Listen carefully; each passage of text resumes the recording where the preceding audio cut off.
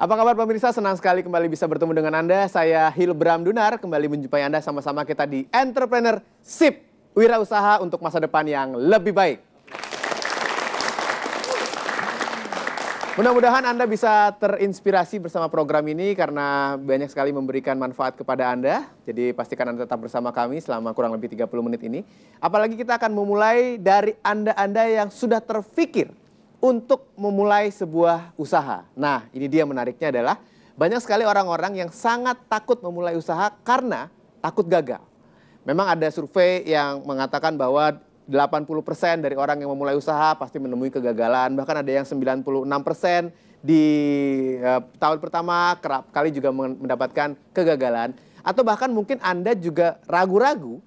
Bukan karena Anda takut gagal, tapi Anda banyak mendapatkan cerita kegagalan dari orang-orang yang memulai usahanya. Nah, kira-kira akan bagaimana cara mengatasinya, apa yang harus dilakukan pertama-tama ketika ingin membuat sebuah usaha. Tidak ada salahnya kalau saya kembali meminta sahabat saya, Mas Christian Adrianto. Kita berikan tepuk tangan untuk Mas Christian. Halo Mas Christian. Apa kabar Mas Hilbram? Super Mas Christian, apa kabar? Luar biasa hebat Mas Silakan, Hilbram. silakan. Ya. Oke. Kita bicara Mas Christian ini seorang entrepreneur, pengusaha, seorang motivator, salah satu yang menjadi 10 besar motivator terbaik di Indonesia. Kita berikan tepuk tangan. Wow. Mas Christian. Yes. Waktu pertama kali mau bikin usaha dulu, seberapa takut? Takut pasti ada. Ya, bulan pertama saya bikin usaha pertama saya dulu sudah lama sekali, tahun 2004. Saya buka toko komputer. Toko komputer? Jualan komputer atau servis? Jualan macam-macam, servis iya, jualan komputer, ngerakit. Jadi dulu saya bisa ngerakit komputer ya. Dulu? Dulu. Iya. Usaha komputer tadi, bulan pertama rugi. Oh. Kalau nggak salah ruginya sekitar 300.000, 400.000 lah. Oke. Ya, itu saya joinan bertiga. Ketika rugi, itu langsung kehilangan motivasi atau bagaimana cara membangkitkannya? Menurut saya wajar saja, karena ya namanya juga baru mulai, baru merintis. Menurut saya itu ruginya tidak terlalu besar. Jadi jalan terus saja. Oke, jalan terus. Bulan kedua langsung untung. Bulan kedua sudah mulai Ya, untung. sampai sekarang usaha itu jalan tanpa saya. Masih jalan terus? Masih jalan terus. Menguntungkan? Sampai hari ini. Tentunya. Menguntungkan tentu Oke. saja. Nah, makin besar. Untuk pemirsa yang ingin memulai usaha, tapi ada rasa takut gagal. Yes. Karena biasanya bahkan nggak, kalau Mas Christian mungkin 1 bulan pertama, ada yang sampai 1 tahun pertama juga belum bisa mendapatkan keuntungan. Ini harus bagaimana? Nah, tentu saja kalau kita baru mau mulai, tapi nggak berani mulai. Kenapa? Apa yang membuat kita tidak memulai? Rasa takut. Betul. Ya, kita takut bangkrut. Nah, pertanyaan dalam kepala kita, self-talk kita, itu yang harus kita ganti. Kalau pertanyaannya, nanti kalau bangkrut gimana? Bangkrut? Ya, semua usaha pasti ada kemungkinan bangkrut. Nah, harusnya dibalik pertanyaannya. Supaya tidak bangkrut, apa yang harus saya lakukan? Supaya berhasil harus bagaimana? Yes. Jadi kalau pertanyaan, gimana caranya supaya tidak bangkrut? Kita harus belajar dari siapa? Ya. Itu. Kita harus lakukan marketing seperti apa? Dan lain-lain. Itu dia. Yes. Belajar dari siapa? Ini menarik. Apakah seorang pengusaha harus punya mentor atau belajar sendiri atau bagaimana? Bukan hanya olahraga yang punya mentor atau punya coach. Bisnis sangat penting.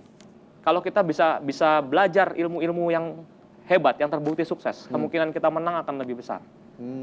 Tentu saja kalau kita belajar dari orang yang salah, hasilnya pasti salah.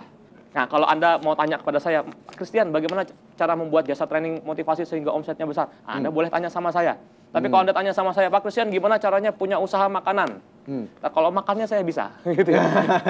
Tetap saja saya bisa jawab. Tetap saja saya bisa jawab bagaimana sih usaha makanan supaya maju. Tapi alangkah lebih baiknya Anda belajar dari yang betul-betul punya usaha makanan dan berhasil. Itu akan lebih luar biasa lagi. Oke.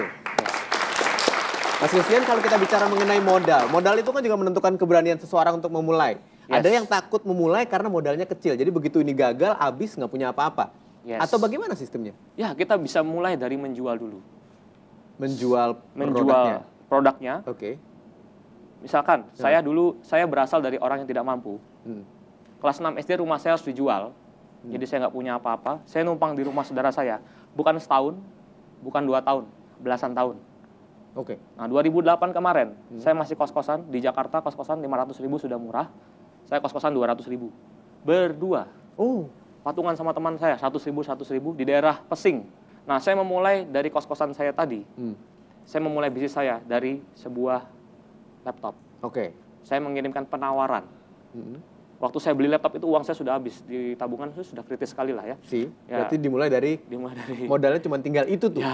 Ya. Nggak boleh rugi tuh ya? Nggak boleh rugi. Terus saya pakai provider internet waktu itu masih 100.000 per bulan. Sekarang sudah lebih murah gitu ya. Nah, saya kirim email penawaran ke berbagai perusahaan, jasa daerah Pesing. Nah, saya memulai dari kos-kosan saya tadi. Saya memulai bisnis saya dari sebuah laptop. Saya mengirimkan penawaran. Waktu saya beli laptop itu uang saya sudah habis, di tabungan itu sudah kritis sekali lah ya. Berarti dimulai dari modalnya cuma tinggal itu tuh. Ya. Nggak boleh rugi tuh ya? Nggak boleh rugi. Terus saya pakai provider internet waktu itu masih 100.000 per bulan. Sekarang sudah lebih murah gitu ya. Nah, saya kirim email penawaran ke berbagai perusahahan, jasa training motivasi. Pembicara siapa? Christian. Mukanya dulu masih katrok gitu ya. Foto di studio murah pakai dasi 10 ribuan gitu. Nah, mulai penawaran 400 perusahaan saya sebar.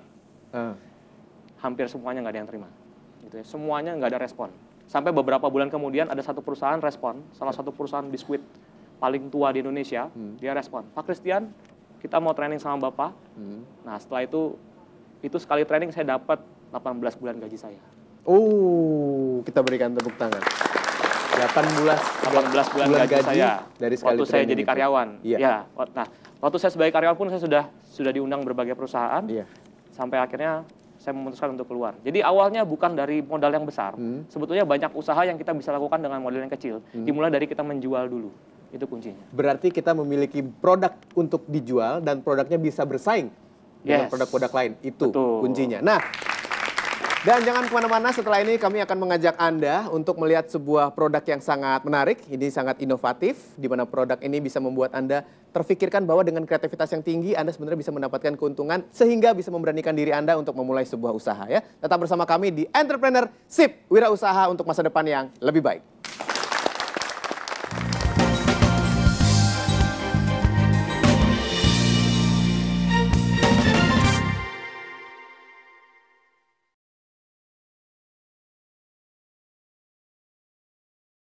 Tikus-tikus pengerat negara itu bernama koruptor.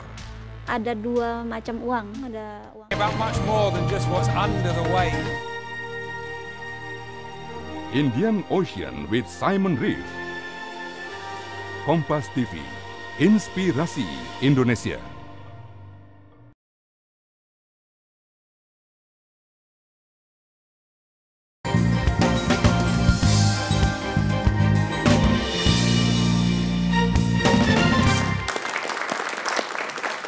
Kami lanjutkan lagi Entrepreneurship, wirausaha untuk masa depan yang lebih baik. Saya Hilbram Dunar, Mas Christian juga sudah hadir di sini. Dan sekarang saya akan mengajak Anda untuk melihat sebuah tayangan. Tayangan sebuah profil usaha yang mudah-mudahan bisa membuat Anda semakin termotivasi untuk memulai sebuah usaha. Ini dia. Generasi yang menimbang buah hatinya 1 dekade lalu mungkin tak pernah membayangkan menggendong bayi bisa senyaman sekarang. Jika dulu banyak orang yang hanya mengutamakan faktor kegunaan sehingga cukup menggunakan selendang atau kain untuk keperluan menggendong bayi. Kini, fungsi saja dianggap tidak cukup.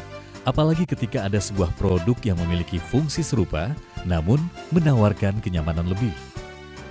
Abby, brand gendongan bayi inovatif asal Bandung ini segera disambut meriah oleh pasar sejak awal pemunculannya.